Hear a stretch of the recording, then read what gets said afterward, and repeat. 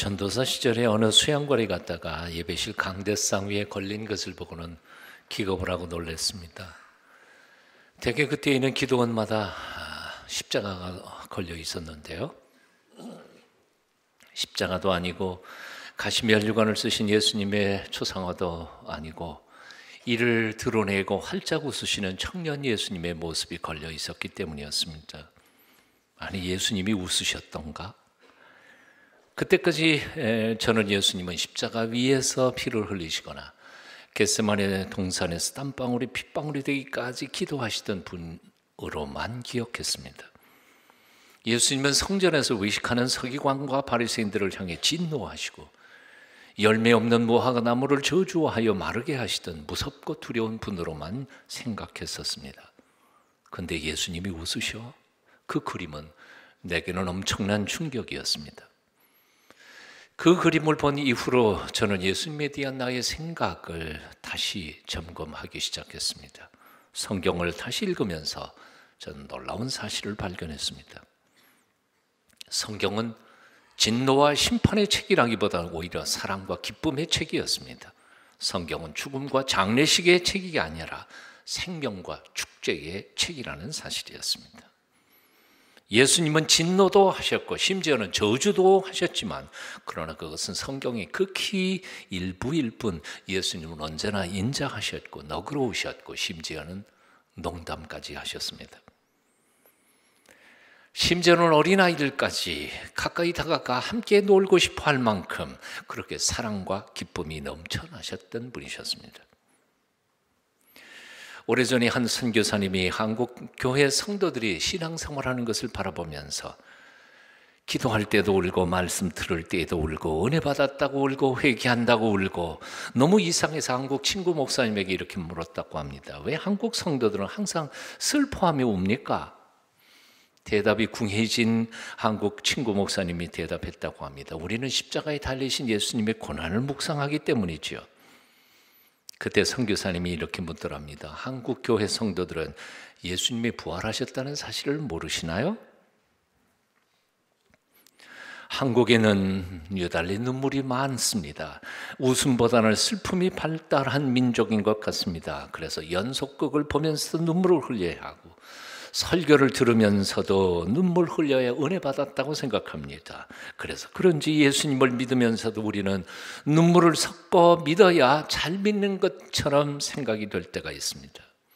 하지만 분명한 것은 예수님은 슬픔보다는 기쁨의 주님이시라는 사실입니다.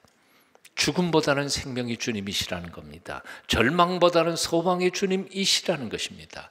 예수님께서는 당신을 믿는 자들에게 기쁨을 선물하시는 살아계신 하나님이시라는 사실입니다.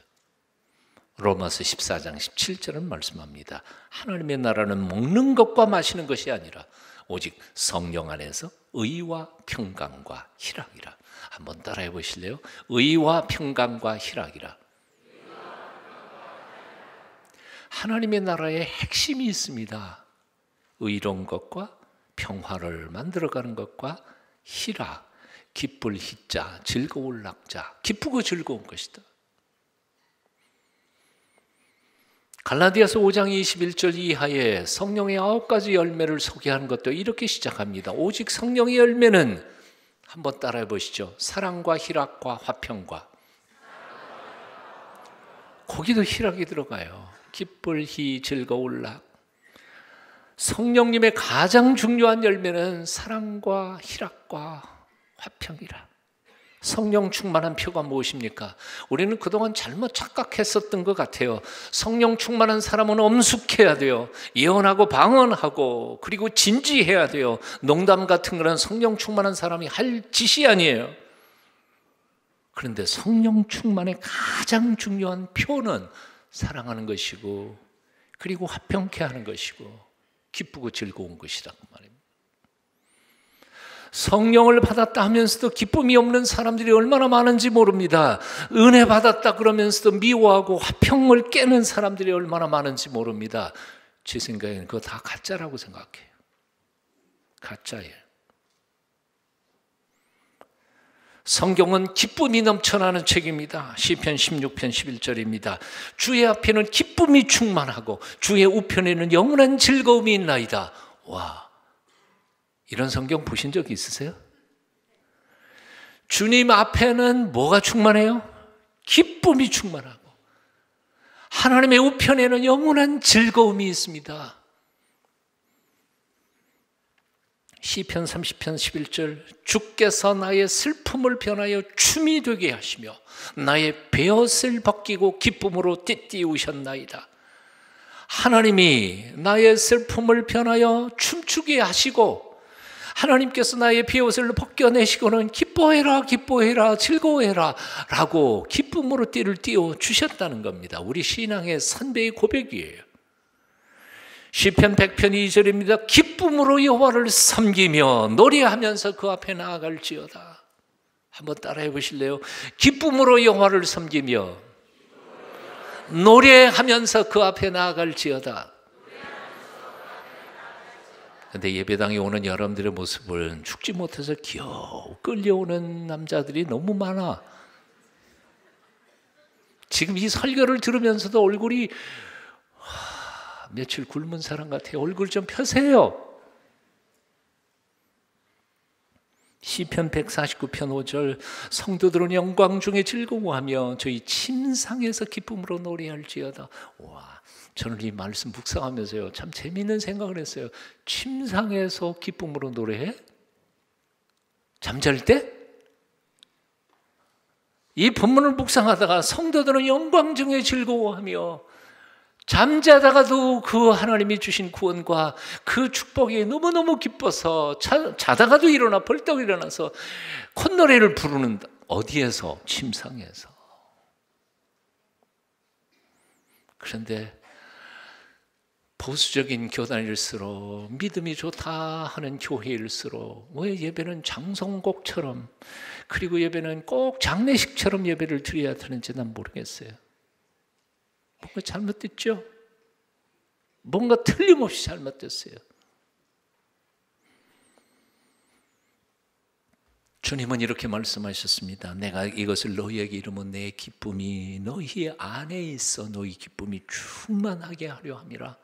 요한복음 15장 11절. 뭐라고요?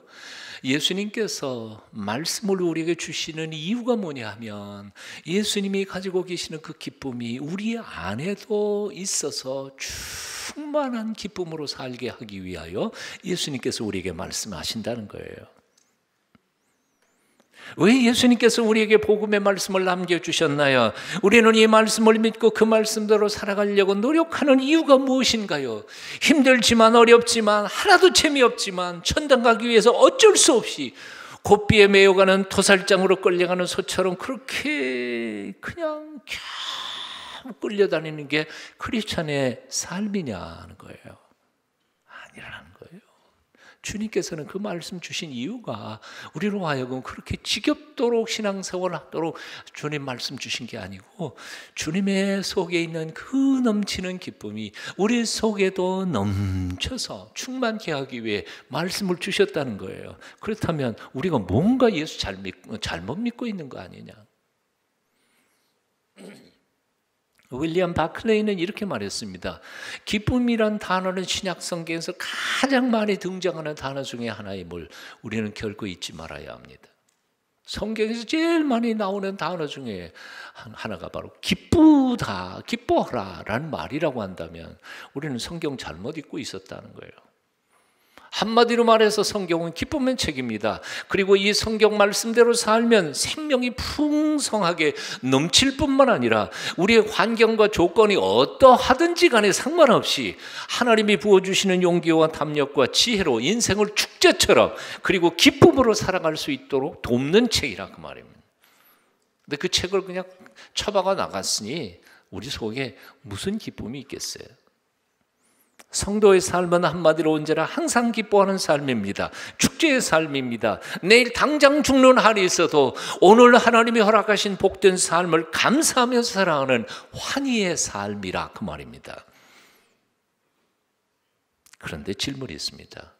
성경이 그렇게 기쁨의 책이고 성도의 삶은 항상 기뻐하는 축제의 삶이라고 한다면 왜 우리는 지금 이렇게 우울하며 그리고 예수 믿는 게 너무 처절하고 신앙생활하는데 너무 재미없이 신앙생활하고 있을까 하는 겁니다. 그 이유를 조지 맥도날드라고 하는 사람은 이렇게 말했습니다. 웃기를 두려워하는 마음은 하나님을 믿지 못하는 마음이다. 재밌지 않아요? 왜 웃지 못하는지 아세요? 왜 호탕하게 웃지 못하는지 아세요? 이유는 간단해요. 하나님을 못 믿으니까. 하나님이 전능하시다는 사실을 못 믿으니까, 하나님이 지금도 나를 살펴주시고 지켜주신다는 사실을 못 믿으니까, 하나님이 나를 사랑하신다는 사실을 못 믿으니까, 그러니까 주위의 환경에 돌아가는 것을 보면서 불안할 수밖에 없어요. 걱정할 수밖에 없어요. 염려할 수밖에 없어요. 남편이 나를 사랑한다는 사실이 확실하지 않다면 아내가 불안한 거 당연한 거 아니에요? 거꾸로도 마찬가지죠. 거꾸로도 마찬가지예요. 내일이 불확실하게 느껴질 때 우리는 불안한 것 당연해요. 어쩌면 내일 망할지도 모른다 그런 생각이 들 때 우리는 낙심하고 절망할 수밖에 없어요. 하지만 만일 우리가 로마서 8장 28절에 있는 말씀처럼 하나님께서 모든 것을 합해서 심지어는 나의 실패한 것까지 나의 병든 것까지 모든 것을 합해서 가장 좋은 것 만들어 가신다는 사실을 믿을 수만 있다면 우리가 불안해할 필요 있어요? 두려워할 필요 있어요? 걱정할 필요가 없잖아요.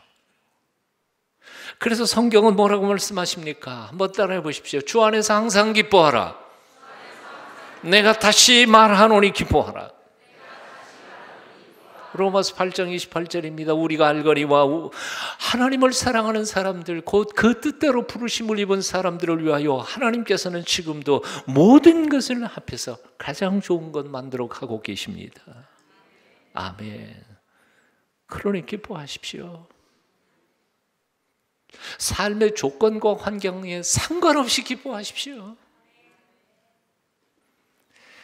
오늘 구약의 본문 이사야 61장 1절은 이렇게 말씀합니다. 주 여호와의 신이 내게 임하셨으니 이는 그 이유는 여호와께서 내게 기름을 부으사 가난한 자에게 아름다운 소식을 전하게 하려 하심이라. 나를 보내사 마음이 상한 자를 고치며 포로된 자에게 자유를, 갇힌 자에게 노임을 전파하게 하며, 그리고 등등등등 이어갑니다. 그런데 2000년 전 예수님께서는 나사렛 회당에서 이 말씀을 읽으신 다음에 사람들에게 이렇게 말씀하셨습니다. 누가복음 4장에 이 글이 오늘날 너희에게 응하였느니라. 이루어졌다는 거죠. 성취되었다는 거예요.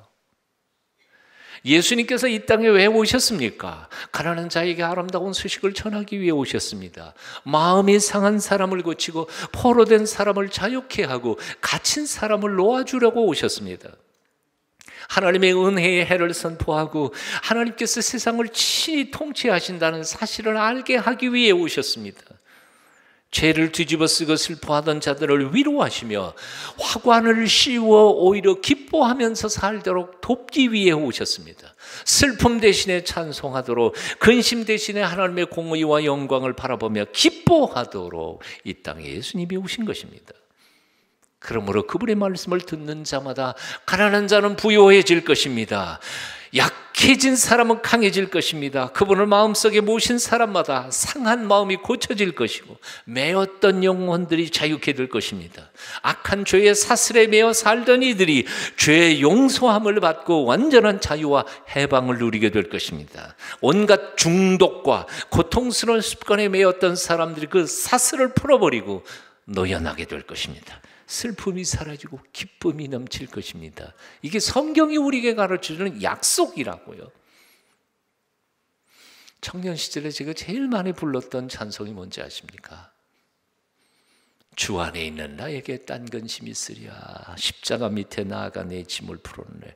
주님을 찬송하면서 할렐루야 할렐루야 내 앞길 멀고 험해도 나 주님만 따라가리. 우리 어머니하고 나하고는 밤낮 합창했어요. 왜 이 찬송 불렀을까요? 근심이 없어서요? 딴 근심 없으랴? 왜 없어? 엄청 많죠. 아버지는 회갑이 넘으셔서 이제는 더 이상 농사 지을 수 있는 몸이 아니시고요. 당장 등록금 낼 돈은 없고요. 먹고 살 것도 힘든데 근심이 없긴 왜 없어요? 고등학교 2학년까지 초까지 절에 다니다가 교회 나간 후로 제일 먼저 가슴에 와 닿았던 내 귀에, 마음의 귀에 들렸던 말씀이 뭔지 아세요? 요한복음 14장 1절, 너희는 마음에 근심하지 말라. 하나님을 믿으니 또 나를 믿으라. 와, 그 말씀이 되게 얼마나 복음이었는지 아세요? 근심하지 말래요. 예수님이 하나님을 믿고 또 나를 믿어 달라는 거예요. 그럴게요. 제가 그렇게 믿어진 이후에 저는 대학 갈 꿈을 꾸어본 적이 없어요. 그냥 공무원 시험 봐가지고 집안 생활비 될 생각을 했었죠. 그 중에도 그 두려움이 변하여 내 기도 되었고 전날의 한숨 변하여 내 노래 되었네요. 우리 어머니하고 저하고 합창하면서 부르면서 다닌 게 바로 이거예요. 근심이 없어서 아니에요, 있었어요. 근데 그걸 하나님 앞에 맡겨놓고 사는 삶이 얼마나 기쁜 삶이었는지 몰랐다는 거예요. 대림절 셋째 주일 오늘 아침에 본문들을 주의 깊게 묵상해 보십시오. 아마 지난 주간 동안에 쉼 예배 다 교회에서 드렸던, 집에서 드렸던 묵상 다 하셨을 거예요. 그 본문들 4개의 본문의 묵상의 핵심 단어들이 뭔지 아세요? 기쁨이에요. 기쁨. 이사야 61장 3절, 무릇 시온에서 슬퍼하는 자에게 화관을 주어 그 죄를 대신하며 기쁨의 기름으로 그 슬픔을 대신하며 찬송의 옷으로 그 근심을 대신하시고, 10절, 내가 여호와로 말미암아 크게 기뻐하며 내 영혼이 나의 하나님으로 말미암아 즐거워하리니. 이 시편 기자는 내가 돈 많이 벌어서 기쁘다는 말이 아니에요. 높은 자리에 올라가서 기쁘다는 말이 아니에요. 내가 여호와로 말미암아 크게 기뻐하리니. 그분이 나의 하나님이 되시고 아버지가 되시니까 나 걱정 없다는 거예요. 근심 걱정이 없는 게 아니에요. 있어요. 그렇지만 그분이 도와주시고 같이 인도해 주실 줄 믿으니까요.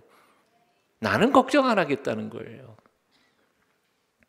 이는 그 이유는 그가 구원의 옷을 내게 입히시며 공의의 겉옷을 내게 더하심이 신랑의 사모를 쓰며 신부가 자기 보석으로 단장함 같게 하셨기 때문이라. 시편의 본문도 마찬가지입니다. 여호와께서 시온의 포로를 돌려보내실 때에 우리는 꿈꾸는 것 같았었도다.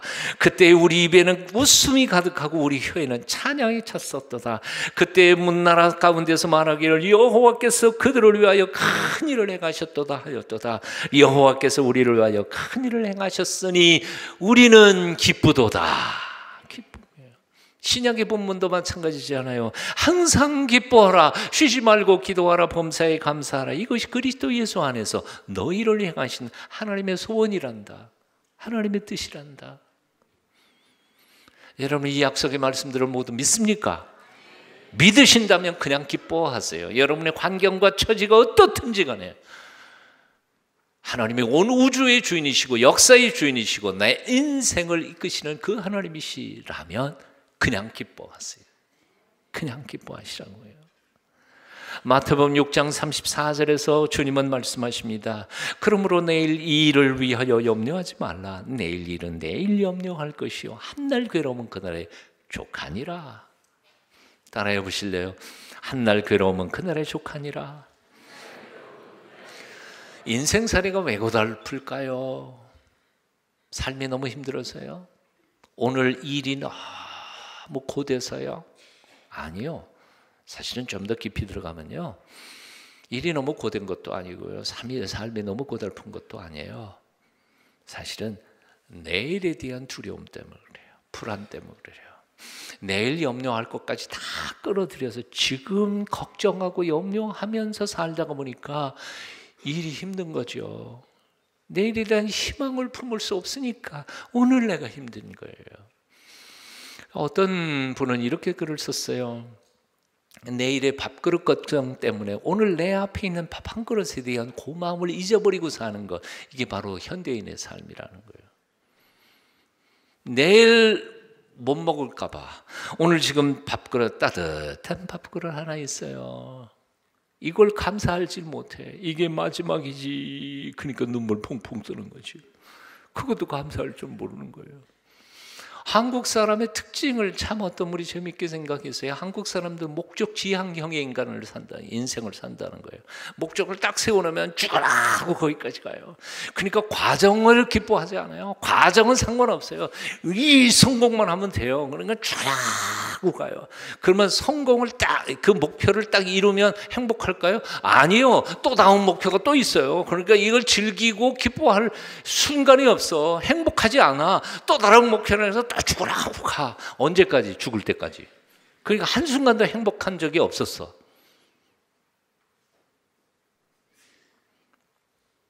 오지도 않은 내일 일을 먼저 미리 걱정하느라고 오늘 하나님이 주신 축복과 오늘의 기쁨을 마음껏 누리지도 못하면서 살아가는 삶, 얼마나 불행한 삶이냐 하는 거예요. 눈앞에 있는 따뜻한 밥 한 그릇에 대하여 내일은 상관없이 오늘 주신 밥에 대하여 감사하십시다. 오늘 내가 듣고 있는 그 음악에 대하여 푹 빠지면서 즐겨요. 기뻐해요. 오늘 우리 청년들 얼마나 찬양 잘해요. 예. 예. 딴 생각하지 말아요. 그냥 오늘 이 순간에 그 찬양을 심취하면서 행복해 하시라고요. 이렇게 순간순간 기뻐하면서 행복하는 것이 이어지다가 보면 내 한평생이 기쁨의 한평생이 될 줄로 믿습니다. 벽에 걸린 벽시계가 똑딱똑딱 잘 가다가 한 번은 이런 생각을 하게 됐다고 합니다. 내가 매 초마다 똑딱 한 번씩 하면 1분간이면 120번을 똑딱 해야만 하네. 그러면 1시간이면 7,200번, 하루에는 17만 2,800번을 똑딱 해야 하네. 그러면 일주일이면 몇 번이야? 잠깐만, 120만 9,600번을 똑딱거려야 하네. 그러면 1년이면 6,289만 9,200번. 우와, 나 죽는다. 그리고 기절버렸대. 숨이 막혀서. 병원에 실려가서 의사가 고장난 용수철을 갈아 끼고 고쳐난 다음에 시계에게 이렇게 물었다고 합니다. 어쩌다 이 지경이 됐습니까? 시계가 눈물을 흘리면서 사정을 하더라는 거예요. 글쎄, 내 사정 좀 들어보세요. 내가 1분을 가려면 120번을 똑딱거려야 합니다. 1시간에 7,200번을 똑딱거려야 합니다. 하루에는 무려 17만 2,000번, 그리고 일주일에는, 그러니까 의사가 입을 딱 먹으면서, 아니 도대체 당신은 한 번에 똑딱을 몇 번 하는 겁니까? 그랬더니, 예? 한 번에 똑이야 딱이든지 똑이든지 한 번만 하죠. 그러면 됐잖소. 이제부터는 한 번에 그냥 똑이든 딱이든 한 번만 그냥 하고 사세요. 일리가 있지 않아요? 진리 아니에요? 그러면 미리 평생 똑딱거릴 걸 다 계산하고 그렇게 걱정을 하냐 그 말이에요. 사람들이 걱정하는 것을 분석해 보니까 걱정하는 것 중에 40%는 결코 일어나지 않을 일이라고 합니다. 그리고 30%는 염려해도 다 소용이 없는 이미 옛날의 과거의 일이라는 거예요. 12%는 불필요한 건강 걱정. 이러다 암에 걸리지, 이러다 내 죽지. 요즘에 현대인들의 건강 걱정이 얼마나 많은지 모르는데요. TV 건강 프로그램 보지 마세요. 그냥 아멘 하고 사세요. 그냥 몸이 찌뿌둥하면 병원에 가서 체크 받으면 되지 뭘. 그 TV에서 나오는 거 보고 아예 내가 진단을 다 해. 인터넷 뒤져가지고 다 처방까지도 다. 나머지 10%는 시시한 걱정이고, 그리고 8%만이 정말 걱정해야 할 문제라는 거예요. 92%는 아무것도 아니고요. 아까 제가 말씀드렸죠. 그 8%조차도 우리 크리스찬들은 누구에게 맡겨놓고 사는 사람들이에요? 하나님께 맡겨놓고 사는 사람들 아니에요. 죽게 되면 죽는 거죠. 하나님이 죽어서 가자 그러면 그거 거절할 수 있는 사람 누가 있어요? 안 그래요. 죽으면 죽는 거지요. 망하면 망하는 거지요. 하나님이 오케이 했는데 누가 그걸 거절할 수 있겠어요? 그렇다면 그걸 걱정할 필요가 뭐 있어요? 걱정한다고 안 죽나요? 하나님께 맡겨놓고 살아요. 베드로전서 5장 7절 너희 모든 염려를 다 주께 맡겨 버리라. 이는 저가 너희를 권고하심이니라. 권고라는 단어가 헬라어 단어가 있는 것입니다. 너희는 마음의 모든 근심과 염려를 다 주께 맡겨 버리라. 왜냐하면 하나님께서 친히 너희 문제를 염려하고 계시기 때문이다. 아멘. 하나님이 염려하시면 되는 거지요. 날마다 낮 12시만 되면 교회에 들어갔다가 1분이 채 못 뛰어 나오는 한 할아버지가 있었습니다. 비가 오나 눈이 오나 하루도 거르지 않고 항상 교회에 나왔는데 교회 안에 머무는 시간이 너무 짧아서 기도하러 오는 것이라고는 믿을 수가 없었습니다. 그래서 하루는 관리 집사님이 그에게 물었습니다. 할아버지 도대체 뭐하러 날마다 교회에 나오세요? 아, 나요? 기도하러 나오죠. 아니 근데 기도하러 나오는 사람이 어떻게 그렇게 금방 나와요? 기도를 하긴 하세요? 아, 그럼 하지요. 나는 기도를 할 줄 몰라서 그저 12시만 되면 주님께 와서 이렇게 하려죠. 예수님, 나예요. 나 짐이에요. 그러고 나오죠. 짧은 기도이지만 그렇게 기도하고 나면 내 마음에 하늘의 평안이 차서 하루 동안을 온통 기쁨으로 살 수 있다고 그렇게 대답한 거예요. 근데 얼마 후에 이 노인이 불의의 사고로 그만 부상을 입어서 병원에 입원하게 됐습니다. 그 병동은 모두 다 불의의 사고로 입원하는 곳이라 사람들이 다 내가 하필이면 왜 내가 이렇게 고통을 당해야 되냐, 불평과 불만으로 가득 찬, 그래서 병실 분위기가 아주 험악한데 이 할아버지가 들어온 후로는 환자들이 모두 즐거워하면서 가끔씩 폭소를 터뜨리면서 행복해하더라는 거예요. 이상히 여긴 간호사가 그 비결을 이 할아버지에게 물은 겁니다. 할아버지, 이 병실 분위기가 엄청나게 달라진 거 모두 다 할아버지 덕분이라고 하시던데 할아버지는 어떻게 그렇게 항상 즐겁게 사실 수 있어요? 어떻게 그렇게 기쁘게 사세요? 아프신데도. 그랬더니 그 할아버지가 이렇게 대답하더라는 거죠. 간호사 선생님, 그건 나 때문이 아니고 나를 날마다 찾아와 주시는 그 방문객 때문이지, 그분은 내가 아파서 그분께 가지 못할 걸 아시고는 날마다 나를 찾아와서 이렇게 말씀하신다네. 짐, 날새, 나 예수야, 알지? 그러고는 가신대. 그분만 왔다 가시면 천국의 기쁨이 가득 차서 온 환자들이 같이 그렇게 기뻐하죠. 대림절 셋째 주일 오늘 아침 이분이 여러분의 마음에도 오시기를 축원합니다. 기도하겠습니다. 우리의 생명과 기쁨의 근원이 되신 주 예수님, 오늘도 수많은 염려와 걱정과 근심 속에서 우리가 살아가고 있습니다. 하지만 주님으로 인하여 기뻐하며 감격하며 살아가도록, 그리고 나 때문에 누군가는 위로받고 세임 얻는 매일매일 살아갈 수 있도록 우리를 도와주시옵소서. 예수님 이름으로 기도합니다. 아멘.